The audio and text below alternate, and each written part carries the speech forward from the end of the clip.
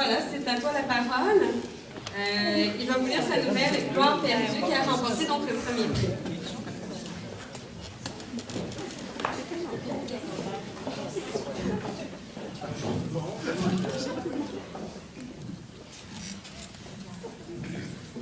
Moi, mon nom est Sam, je suis le Benjamin de ma famille. Pensée perdue dans cette tête barbue, je marche, dit-il à voix haute. Sam marchait sur le trottoir craquelé du boulevard Lafayette en direction du fleuve. Il avait bien 1 kilomètre à faire pour être à la station de métro. Cet homme de 20 ans, à l'allure insolite, ne semblait pas ployer sous cette pluie d'octobre, bien qu'il ne sorte qu'une veste de jeans et détaché de surpoids. Le ciel gris tirait de plus en plus vers le foncé, au fur et à mesure qu'il progressait. Inlassablement, sa figure ne montrait aucune expression, mais cela même était éloquent. Le soleil ne se couchait pas, la terre tournait, mais si lui n'avait que ça à penser, il n'avait pas à s'en soucier. Il marchait comme dans un autre monde, sans rien savoir. Le monde lui avait tourné le dos, déshérité. Il avait pourtant le potentiel. Cette chose qui rend capable de la ruine autant que de la civilisation. Ruine, dans ce regard, il y avait la haine de plusieurs mondes. Enfin, de ce pas long, il franchit les portes d'acier vitré. Il n'avait jamais rien fait.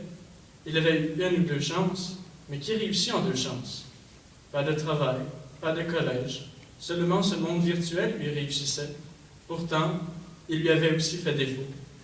Plus d'Internet, cauchemar, à passer sa vie devant un écran, on pense qu'écrire un CV pendant des mois sans jamais l'imprimer s'appelle de la productivité. Sam circulait à travers la foule. La foule et Sam. Il n'y avait aucune autre façon de diviser ces 2 entités. Toute sa vie, il avait rêvé d'immortalité, de finalement réussir, mais il n'avait jamais rien réalisé.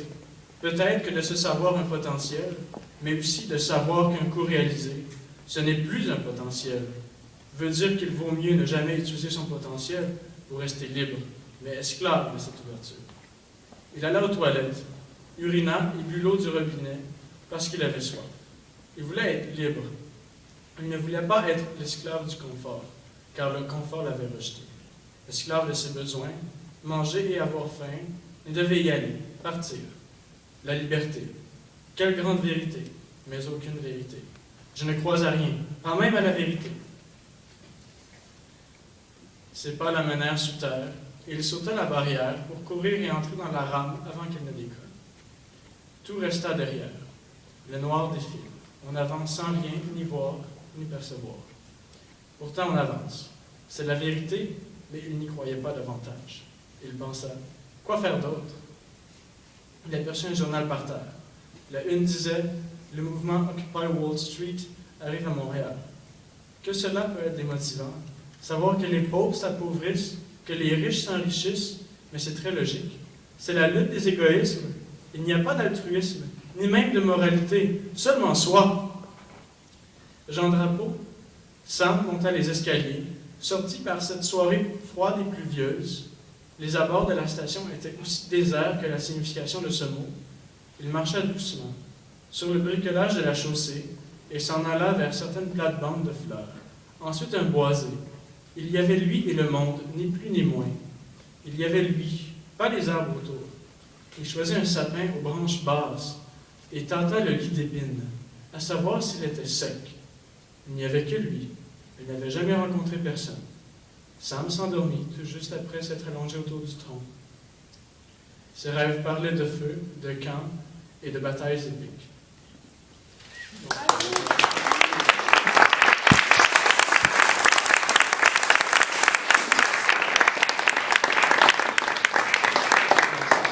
Oui, encore une petite chose. Merci à mon prof de français pour avoir bien voulu corriger mon texte et merci à tous.